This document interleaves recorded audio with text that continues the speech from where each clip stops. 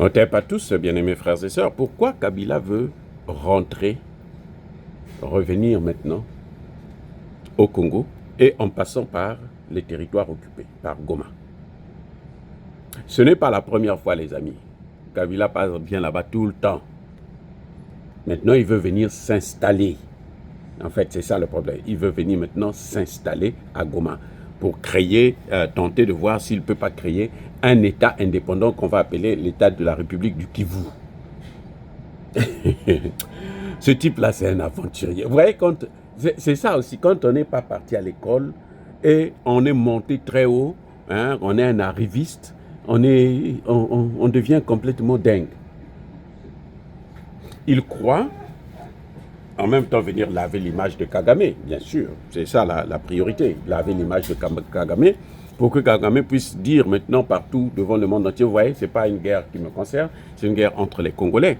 Ce que Kagame et Kabila oublient, c'est que tout le monde sait maintenant que Kabila aussi n'est pas congolais, Kabila est rwandais, de père et de mère. Katumbi, sa mère est zambienne et son père est juif. Il n'est pas aussi congolais.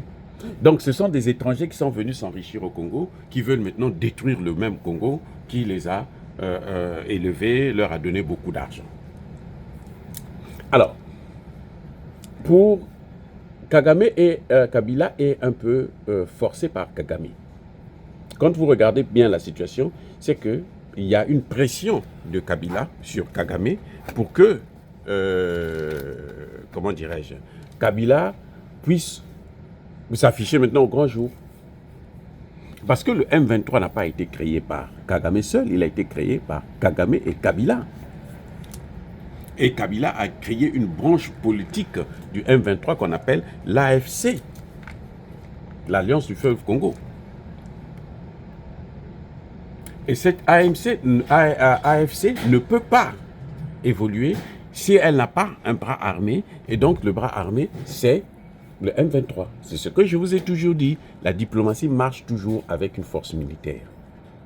Vous voyez la Chine qui tient tête aux États-Unis parce que la Chine aujourd'hui a une force militaire qui peut rivaliser avec les États-Unis. Si elle n'avait pas ça, elle ne veut pas faire tout le cinéma qu'ils sont en train de faire, là, tous les deux. Et c'est pour ça que vous voyez que même Donald Trump essaie de reculer un peu parce qu'il se dit, mais si j'affronte tout ce monde-là, mais je serais moi-même écrasé. Plus de 50% des produits consommés aux États-Unis viennent de l'extérieur. Mais si tout ça, ça bloque d'un coup, du jour au lendemain, vous croyez que vous allez vous en sortir? Non, c'est pas possible. Bref, la diplomatie va avec la force. Elle s'accompagne d'une force.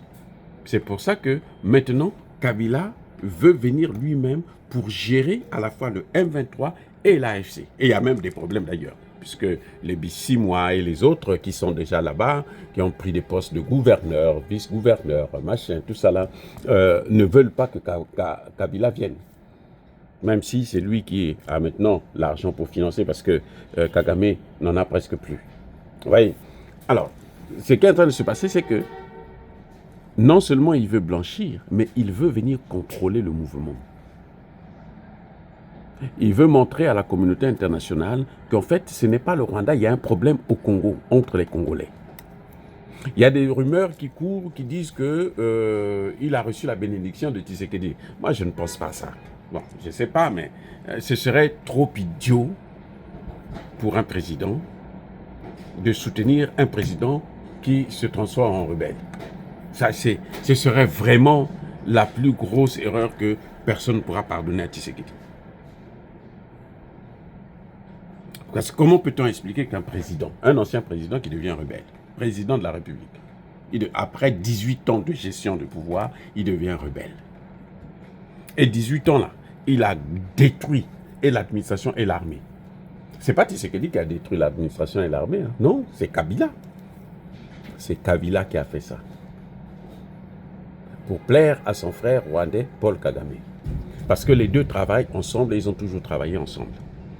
Et c'est ça qui a été, et c'est pour ça que quand Tshisekedi arrive, aussitôt il ne peut pas. Il n'a pas de marge de manœuvre, il est obligé de coopérer avec Kabila.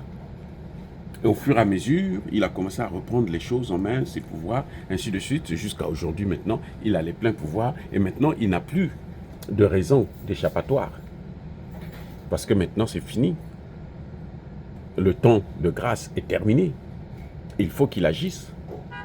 Et nous savons qu'il y a eu tellement de dégâts, de massacres, que tout ce monde-là, que ce soit Kabila, Kagame, les Bissimois, les Nanga, tout ce monde-là, ils doivent être traduits devant la Cour pénale internationale.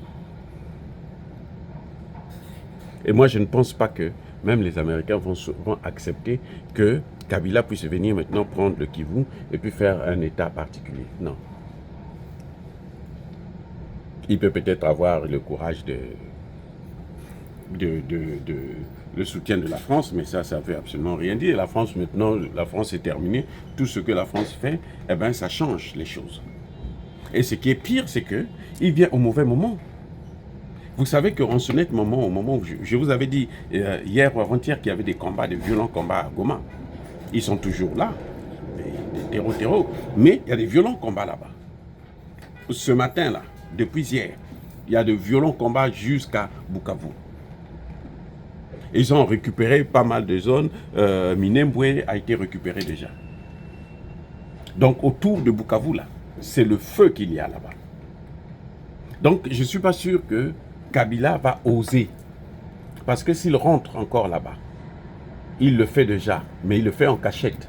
Mais s'il rentre officiellement, qu'il vient, il s'installe là-bas. Il y aura une mission, mais alors particulière, rien que pour l'atteindre, pour le neutraliser. Ça, c'est clair et c'est net. Voilà le problème et le grand problème. Donc, les amis, je pense que on peut aujourd'hui se féliciter.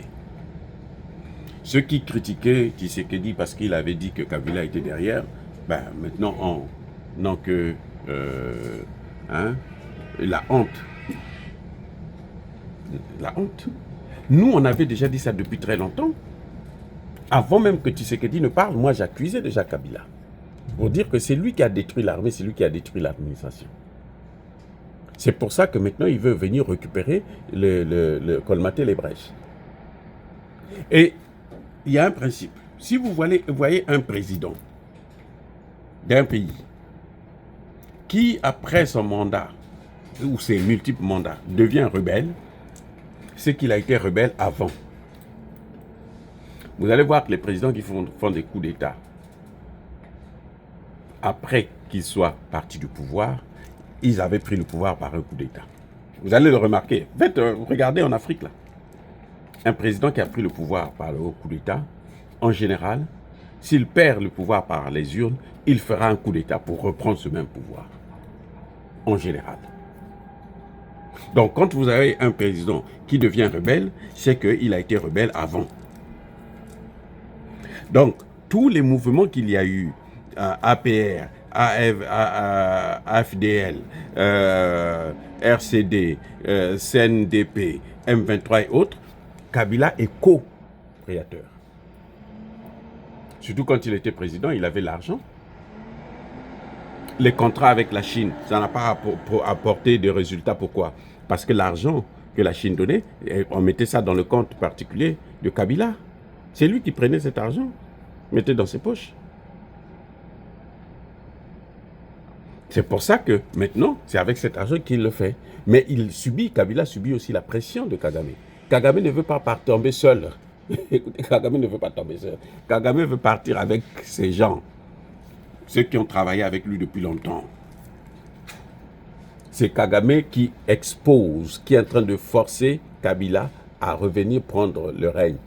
Parce que lui, maintenant, il va à la retraite. Il a assez créé des dégâts dans le monde entier, notamment sur le continent africain.